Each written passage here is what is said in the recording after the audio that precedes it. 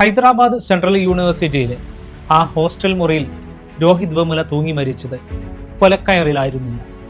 ഈ രാജ്യത്തെ ജാതി വ്യവസ്ഥയുടെ അദൃശ്യമായ കൈകളാലായിരുന്നു.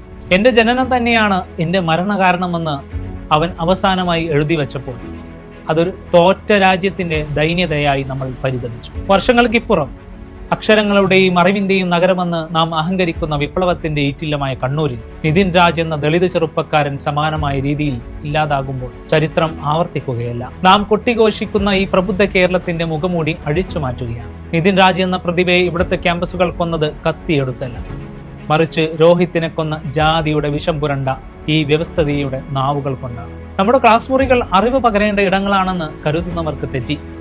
അവിടെയും ജാതി ഒരു കൊലക്കയറായി തൂങ്ങിക്കിടപ്പുണ്ട്. 10ലും +2വിനും ഉന്നതമായ മാർക്ക് കരസ്ഥമാക്കിയ, ഒരു കോച്ചിങ്ങിനും പോകാതെ BDS സീറ്റ് നേടിയ ആ മിടുക്കനെ തോൽപ്പിച്ചത് അവന്റെ ബുദ്ധിയല്ല, മറിച്ച് അവന്റെ നിറവും ജാതിയും നോക്കി അധ്യാപകർ നടത്തിയ വംശീയ അധിക്ഷേപങ്ങളാണ്. ധന്യരാമൻ പറഞ്ഞതുപോലെ ഏറ്റവും ബ്രില്യന്റ് ആയ കുട്ടിയെ അവന്റെ ബുദ്ധിയെക്കുറിച്ച് അറിയുന്ന അധ്യാപകർ തന്നെയാണ് കൊന്നത്. പഠിപ്പിക്കാൻ നിൽക്കുന്നവർ തന്നെ ജാതി കോമരങ്ങളായി മാറുമ്പോൾ അവിടെ കരിക്കുലമല്ല, മറിച്ച് വിവേചനത്തിന്റെ വിത്തുകളാണ് വിളയുന്നത്.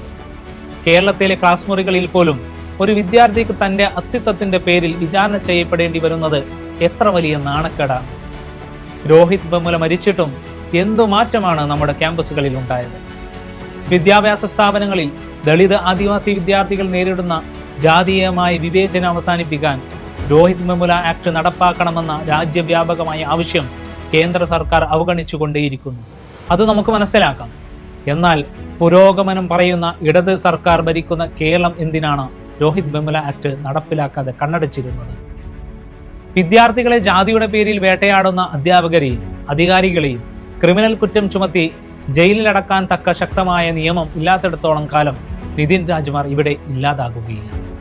നിയമങ്ങൾ പുസ്തകങ്ങളിൽ ഉറങ്ങുമ്പോൾ നമ്മുടെ ക്യാമ്പസുകളിൽ സ്വപ്നങ്ങൾ കൊല ചെയ്യപ്പെടുകയാണ്. ലോൺ ആപ്പിൽ നിന്ന് പൈസ എടുത്തു എന്നൊക്കെയുള്ള ബാലിശമായ ന്യായങ്ങൾ നിരത്തി ഈ ക്രൂരതയെ വെള്ളപൂശാൻ നോക്കുന്ന മാധ്യമങ്ങൾ ഒന്ന് തിരിച്ചറിയണം. അവൻ അനുഭവിച്ച ആ മാനസിക പീഡനത്തിന് പകരമാകില്ല നിങ്ങളുടെ ഈ ഒരു ന്യായീകരണം.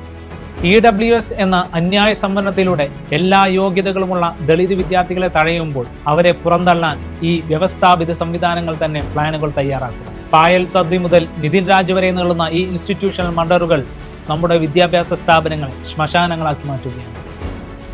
മനുഷ്യനെ തിരിച്ചറിയാത്ത, സ്വന്തം സഹപാഠിയുടെ ശവമഞ്ചത്തിന് തോളു കൊടുക്കാൻ പോലും ജാതി നോക്കുന്ന ഒരു തലമുറയെയാണോ നാം വളർത്തിയെടുക്കുന്നത്?